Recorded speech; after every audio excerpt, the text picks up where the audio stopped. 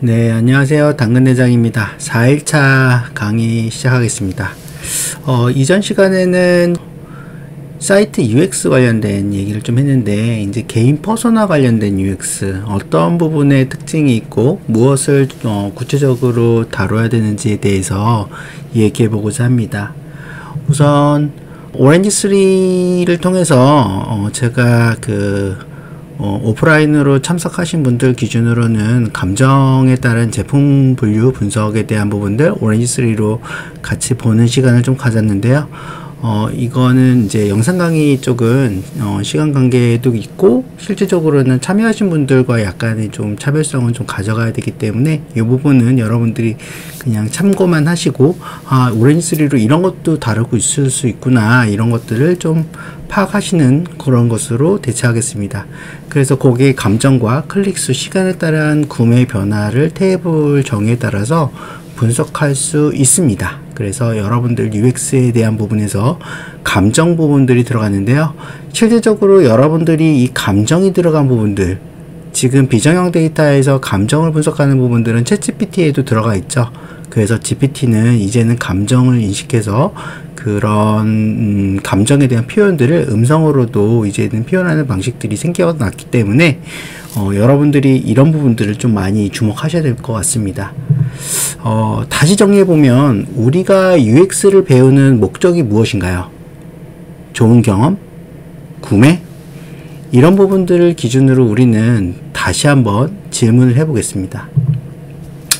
다른 질문을 해볼게요. 우리는 MBTI를 분석을 하고 있어요. 여러분들도 MBTI, 자신의 MBTI는 아시죠?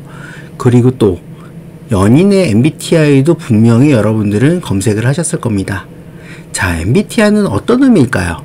그리고 무엇을 위해서 MBTI는 분류를 할까요? 결론적으로는 MBTI로 게으른 계급도나 돈을 잘 버는 순위나 이런 것들로 여러분들은 재미 또는 분류, 저 사람은 그럴 것이다 라는 판단, 그리고 저 사람이 그런 분류로 인해서 맞아 떨어지네, 이런 부분들도 여러분들이 예측을 하고 있었을 겁니다. 여러분들의 MBTI가 지금 화면에 있는 부분에서 어디에 속하는지 한번 보실까요? 다 보셨죠? 다음으로 좀 넘어가 볼게요. 자, 두 번째, 전 세계 MBTI 비율입니다. 여러분들은 몇 프로에 속하나요? 자, 결론적으로는 우리가 이렇게 MBTI로 분류, 분석을 하고 있는데요. 모두 다 수치화로 정의가 되고 있습니다. 여태까지 우리가 사람의 성향과 사람의 분석, 사람의 패턴, 이런 것들을 이렇게 수치화로 할 수 있다는 건 고객도 마찬가지 이렇게 분류할 수 있다는 얘기죠. 사람의 성향, 마음, 습관을 읽는 것, 여기에는 좋은 경험과 구매는 없습니다. 바로 분류와 이해입니다. 자, 우리가 여태까지 UX에 대한 부분에서 좋은 경험과 구매에 대해서 초점을 맞췄다면 이제는 분류와 이해의 관점으로도 접근을 해야 된다는 것이죠. 그래서 우리가 연구하고 있는 UX는 지금은 거짓입니다. 왜요? 여러분들과 제가 봤던 구글 애널리티스를 통해서 고객의 클릭의 대중화된 그런 클릭의 카운터가 고객을 정확하게 이해할 수 없고, 그렇기 때문에 우리가 연구하는 고객이 우리가 리드하는 부분에서의 경험을 통해서 골까지 가는 부분에 대한 UX를 고민한다라는 건 사실은 대중을 상대로 고민하는 것이지 개인을 위해서, 한 사람의 분류와 이해를 위해서 분류하는 건 아니라는 거죠. 하지만 우리의 회원들은 대다수가 아니고 바로 우리 서비스를 이용하는 개개인의 이력과 분류입니다. 우리가 설문조사한 UX를 분석했는데요. 이거는 제가 MBTI를 통해서 MBTI를 사전에 설문을 받고 그 MBTI를 통해서 성향, 외향적인지 내향적인지 또는 이 사람이 어떤 광고를 선택할 것인지 이런 것들을 한번 실험을 해봤어요. 그것들은 오프라인에 참여하신 분들을 기준으로 실험을 했고 거기서 도출된 결론 중에 일부를 공유 드리겠습니다. 자, UI, UX 설계 시 MBTI별 사용자 성향을 고려해서 맞춤형 광고 또는 서비스 추천이 가능하죠. 즉 ENTJ나 INTJ는 저렇게 주식 또는 스카이다이빙에 대한 부분들, 즉 도전적이고 전략적인 광고에 굉장히 선호도를 많이 가지고 있고요. 내향적인 부분들인 ISFJ나 ENFP들은 감성적인 광고, 반려견 보호서나 예술학교 등을 선호했습니다. 그리고 감각적이고 실용적인 사고를 가진 사람들 ESTJ나 ISTP는 발세정제나 햄버거 주식 중개 광고 등의 긍정적인 반응을 가지고 있었죠. 이처럼 이제는 고객 개개인마다의 어떤 성향과 특성에 따라서 좋아하는 제품이나 좋아하는 광고 등을 추천할 수 있는 것이죠. UX는 두 가지 분류가 있습니다. 우리가 무엇인가를 웹사이트 또는 서비스에서 행위하는 모든 주체는 우연히 발견되거나 또는 내가 목표로 인해서 가는 것이죠. 즉 우연은 광고이고 목표는 직접적인 행위를 이루는 것입니다. 고객에게 만약에 목표가 있다면 방향은 정해져 있어요. 그런데 목표로 가는 길에 관리자는 장애를 만들어서 방해를 합니다. 팝업, 설문, 회원가입 권유 등이죠. 그런데 우리는 이 목표로 가는 길에서 이런 것들이 과연 보일까요? 고객은 과업, 지향적 모드, 집중 모드로 목표로 가는 길에 다른 것들은 눈에 보이지 않습니다.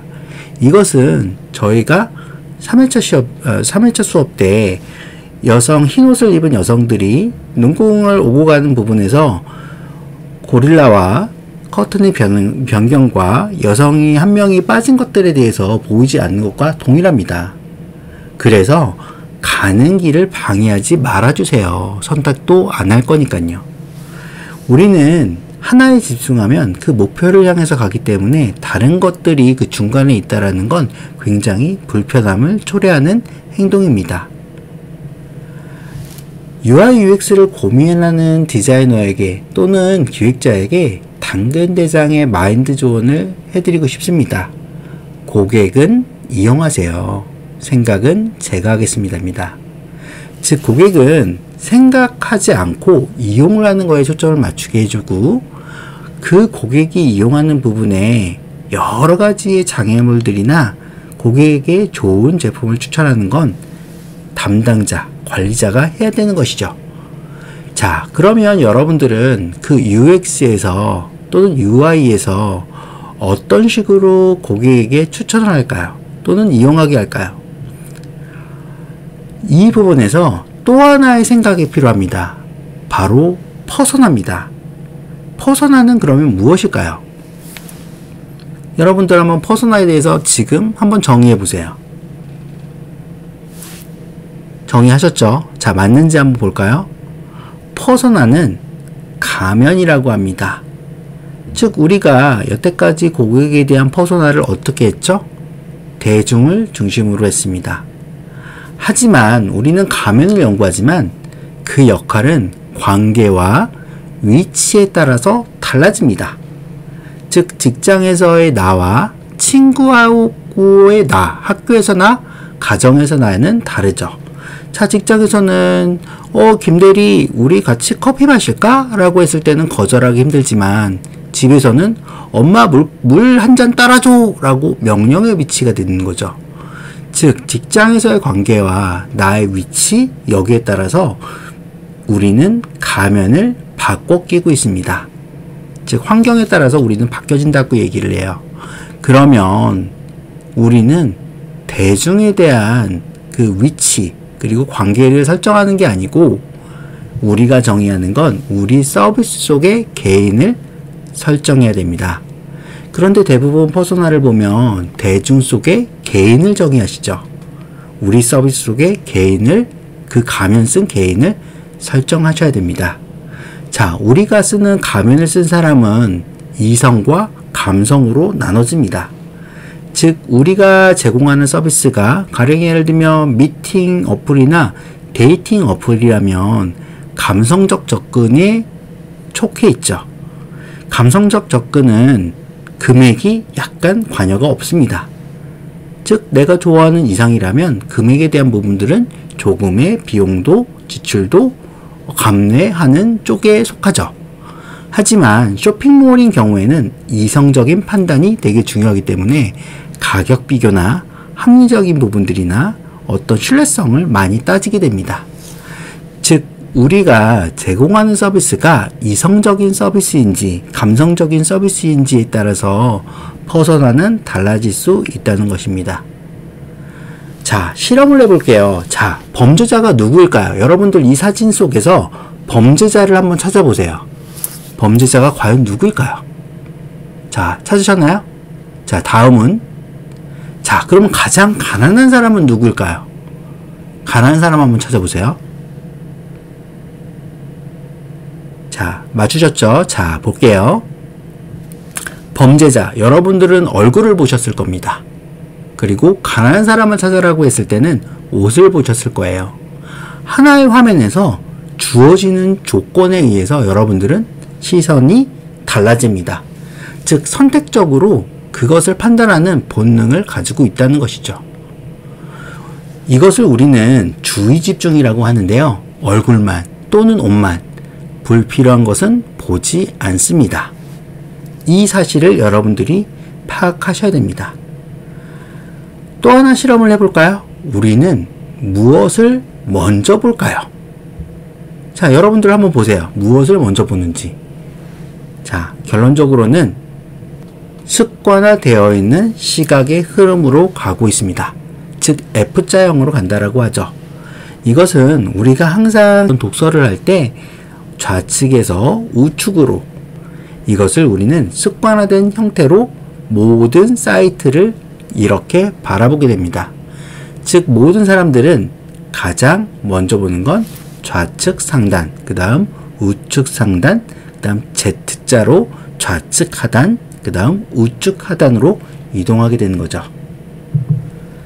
자, 습관화, 익숙함. 그래서 대부분은 처음 방문한 웹사이트의 새로운 변화도 자극적이지 않게 되는 현상이 발생이 돼요. 이게 무슨 얘기냐면 여러분들이 지속적으로 어떤 자극적인 변화를 주더라도 여러분들이 그렇게 팝업을 계속 띄운다면 그게 익숙하기 때문에 그 팝업의 내용도 보지 않고 대부분 X박스 누르는데 습관화되어 가고 있다는 거죠. 무의식적으로 팝업 내림. 쿠팡은 항상 제가 모바일에서 들어가면 팝업이 뜹니다. 저는 내용을 보지 않고 무의식적으로 끕니다. 여러분들도 아마 이런 현상들을 가지고 있을 거예요. 시간의 관점의 UX를 좀 고민하셨으면 좋겠어요. 즉 앞서서 제가 정의했던 타임을 기준으로 전체적인 통계를 봐서 그 카운터를 기준으로 추천을 해보는 건 어떨까요? 자, 오늘도 고생하셨습니다.